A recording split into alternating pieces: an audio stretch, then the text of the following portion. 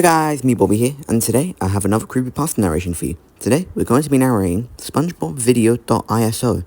So yeah, this is a creepypasta which I've actually not really read or heard anyone narrate before.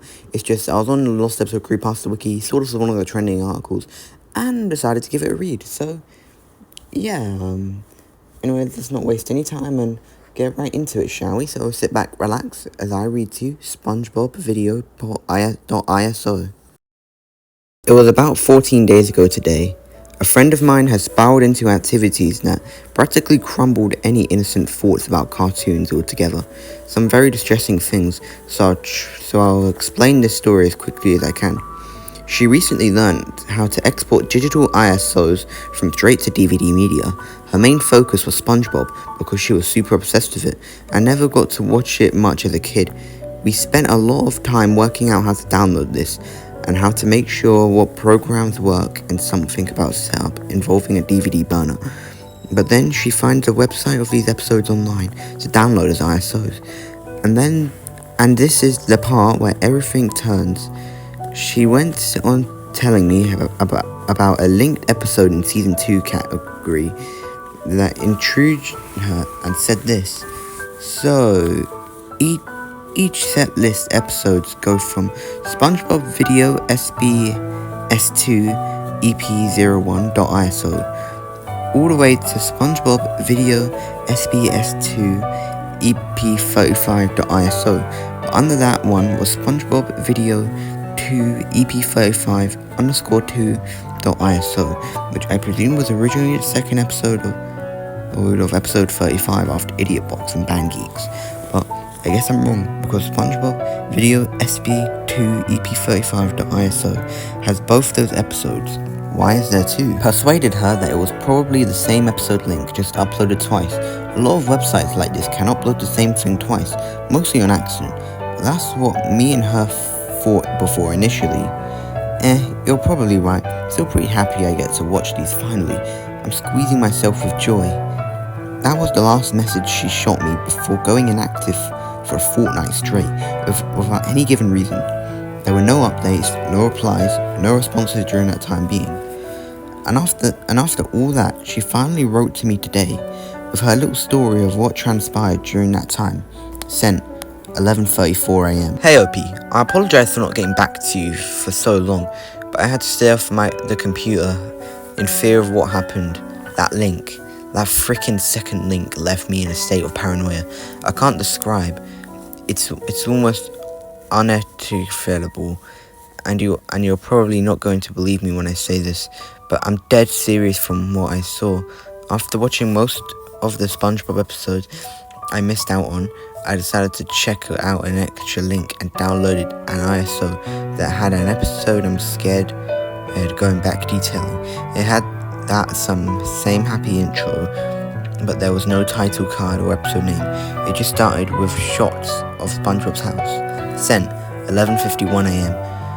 When SpongeBob did appear on the screen, he was just standing right in front of the door, facing the screen, and he started talking like if he was speaking to me, but no dialogue came out at all. I heard happy music during the scene, and immediately out of nowhere, his face went from super unnatural happy look, his jaw open, and his pupils shrunken down to dots. He just kinda jittered there, with that fricked up face, and it gave me the shivers. It went to a shot of him walking with that same look on his face. He was walking forward to the Krusty Krab, but going backwards. Sent 12:04 p.m. It showed the inside of the Krusty Krab, but there was no character inside. No one was in there, but shots of tables, windows, and the kitchen.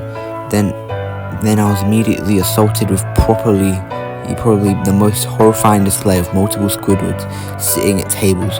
Squidward's head up on the ceiling, looking at the screen with horrifying smiles. SpongeBob in the center, joining along with them. One other Squidward ran from left to right across in front of the screen, smiling and looking at me like the others. SpongeBob was laughing like how he does in the show, but it was more forced and aggressive. The sound, if you could even call it, that came from them was like low guttural humming, followed by music that played at a fast pitch. Then it just suddenly buffered on them and they all disappeared again, like if they weren't even there. Sent 12:19 p.m. The next scene has SpongeBob in a room with that damn smile, only slightly less terrifying, like cartoony happy, and just stopped dead center in the middle of the screen. He just stood there for 4 minutes. Then out of nowhere, his eyes just go green, and it played the really sad mellow music. SpongeBob started speaking again, but in Patrick's voice. I couldn't tell what he was saying, but I definitely know it was Patrick's after the music faded. SpongeBob's eyes faded to white and were replaced with cartoon X's. That humming returned again as random shots of locations appeared again in quick succession. Then it cut to black out of nowhere. Sent 12:30 p.m. The last thing I saw was a shot of both SpongeBob and Patrick in a horrifying, skin-chilling detail. Some weird out-of-place music played here, with that image of SpongeBob smiling right at me and Patrick. I could not tell you how loud I screamed when I saw this frame. There were captions underneath them that read, out, in loving memory of, with a name that wasn't unrecognizable, before it faded away, and my PC just shut off after that image. That freaking image. I can't get it out of my head, ever. Okay, so that was SpongeBob video.ISO. So, what are my thoughts on this? I found this to be a somewhat interesting pasta to, say the least. I mean, like, well, okay, well, I'm blabbering what's happening, just thinking what to say. Okay, well, this was interesting, I will admit. Now, this was, I guess, a pretty decently written story. However, there's some, stuff that I would like to point out, which I will get to now. Now, first of all, the way of finding the episode. Of course, in most pastas, we see the episode air on TV, or, it's a DVD or VHS. Now, this one is downloading, I guess, technically kind of downloading an episode on the internet. Now, whilst that's not particularly the most interesting or original, way, I do have to admit, I find it somewhat cool how, it's not like a VHS tape, or again, for crying out loud, being an intern.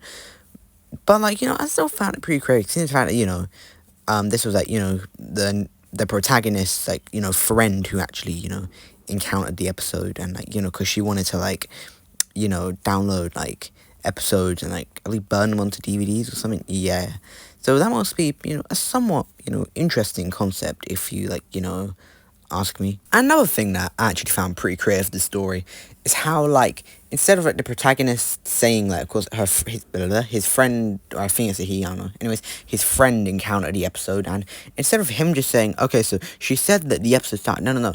It actually was, the emails of that she sent to him about, her experience of the episode, and, I found it, interesting, it's, again, creative, and not really something that much creepypastas, lost episode ones, do. However, it's time I point out some flaws. Now, I don't mean flaws within the story, just some personal pet peeves I have.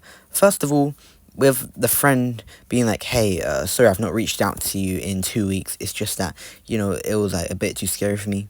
No offense, if, you saw, a video like that, and it was a bit creepy, no offense, but surely that you wouldn't have, 2 bloody weeks off your computer, no offense, it couldn't have been that bad. Now, okay, because that is a trope that a lot of these pastors tend to use, but it's just something which kinda, gets on my nerves a bit, it couldn't have been that scary, unless it was, genuinely traumatizing, did horrible things to it. I guess it technically did do to her, it's just something which does kinda annoy me and take away from, the realism, Now, of course, maybe oh, but Bobby, it's a creepypasta, who cares? But, I feel in creepypasta, you have to have, some kind of element of realism to it, now, this story, I do believe, is somewhat believable to an extent, but, it's just stuff like that, kinda, gets on my nerves, Now, let's get into the actual episode itself, shall we? Or episode, if you can really call it that, because this episode honestly wasn't really an episode at all. It was just kind of creepy scenes, SpongeBob looking scary, Squidward running around, and just glitches. Now, not really that I have a problem with that, however, I do personally prefer in creepypastas the episode to have an actual plot, instead of just static, hyper realistic blood, because I like it when episodes have an actual plot, because it's interesting, finding out what happens next, Now, don't get me wrong, I do think it's kind of fun sometimes when, episodes are just like, random collaborations of scenes. Like, of course, not every pasta has to be like, seem like a real episode, but a bit spoopy. But, like, I mean, it's not really something that's that big a deal, but, it's just something I feel I should mention, because it kind of annoys me, but at the same time, though, the story is still, somewhat decent with, that side. So anyways, overall, I'm dragging this review out a bit. Anyways, my final rating on the story would have to be, I'd say, a 7 out of 10. It's a somewhat decent and somewhat good creepypasta, but it could use a bit of work. So anyways, yeah, that's it for today's creepypasta narration. If you liked it, like, subscribe, turn notifications to the next video, comment house if you made it this far, and I'll see you guys next time. Bye!